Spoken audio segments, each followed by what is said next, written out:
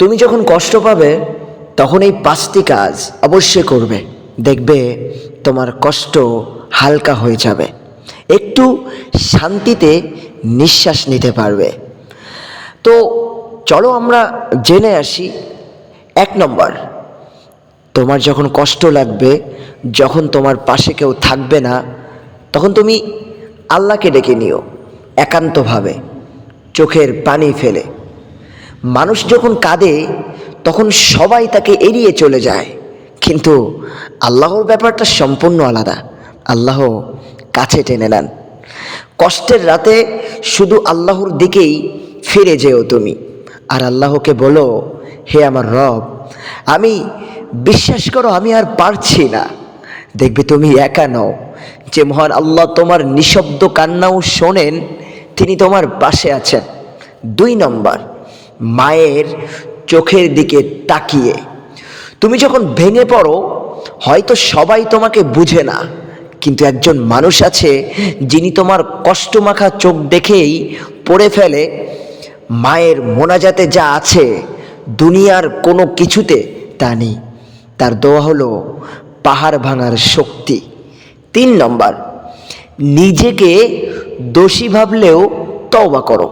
হয়তো মনে হবে আমি তো এত পাপ করেছি, আল্লাহ আমাকে মনে হয় ক্ষমা করবেন না। না ভাই, আল্লাহর রহমত অনেক বড়। তোমরা আল্লাহর রহমত থেকে নিরাশ হও না। তোমার চোখের অশ্রু যদি 1 ফোঁটা হলেও তওবায় ঝরে যায়, জান্নাত তোমার অপেক্ষায় আছেন।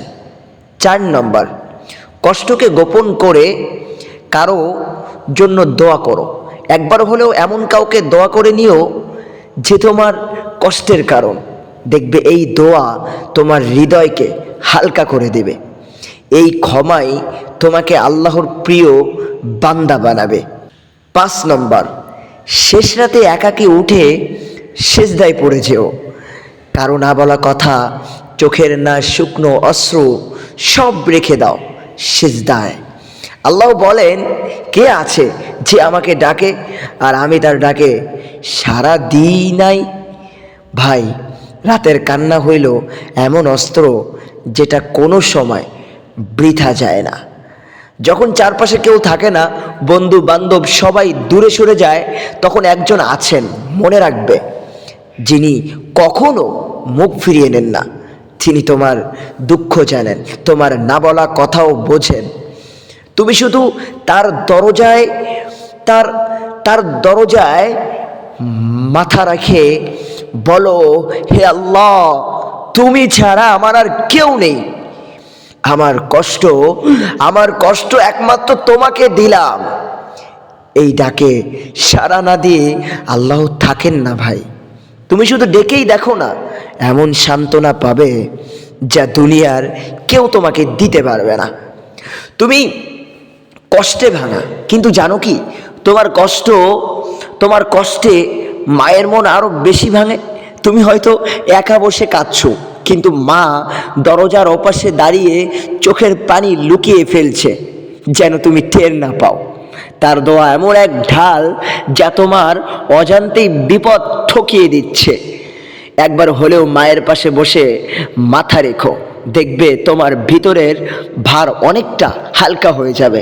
কারণ মা শুধু মানুষ না, মায়ের বুক হলো পৃথিবীর সবচেয়ে নিরাপদ আশ্রয়। পৃথিবীতে এমন কোনো পাপ নেই যার ক্ষমা আল্লাহ দিতে পারেন না। তুমি যতই ভেঙে পড়ো, যতই দূরে যাও, আল্লাহ ততই তোমাকে কাছে টানতে চান। তোমার চোখের 1 ফোঁটা অশ্রু যদি একটুখানি অনুতাপ নিয়ে আসে, আল্লাহ বলে দেন, আমি তো তোমার গুনাহগুলোকে নেকিতে বদলে দেব। তওবা শুধু ক্ষমা নয়, এটা এক ধরনের ভালোবাসা, যেখানে তুমি বলে দাও, হে আল্লাহ, আমি ভুল করেছি, কিন্তু আমি তোমাকে ভালোবাসি। যে মানুষ তোমাকে কাঁদিয়েছে তার জন্য মুখে দোয়া করা অনেক শক্ত, কিন্তু তুমি যদি পারো, একবারও যদি আল্লাহর কাছে বলো, হে আল্লাহ, তাকে তুমি হেদায়েত দাও, মানে যে তোমাকে কষ্ট দিয়েছে, তাহলে এই দোয়া আগে তোমাকেই শান্তি দেবে। ক্ষমা শুধু অন্যকে মুক্তি করে না, নিজেকেও করে। এই দোয়া একদিন তোমার বুকের হাহাকারকে প্রশান্তির নদীতে রূপ দেবে। রাতের নিঃশব্দ অন্ধকারে যখন সবাই ঘুমিয়ে পড়ে, তখন আল্লাহ স্বয়ং তোমার অপেক্ষায় থাকেন। তোমার সেজদা, তোমার কান্না, এগুলো এগুলো কোনো ফেলে দেওয়া শব্দ না। আল্লাহ বলেন, কে আছো যে আমার কাছে কিছু চাইবে, আমি তাকে দিব। এই সময় কান্না করলে কেউ দেখবে না, শুধু আল্লাহ জানবেন।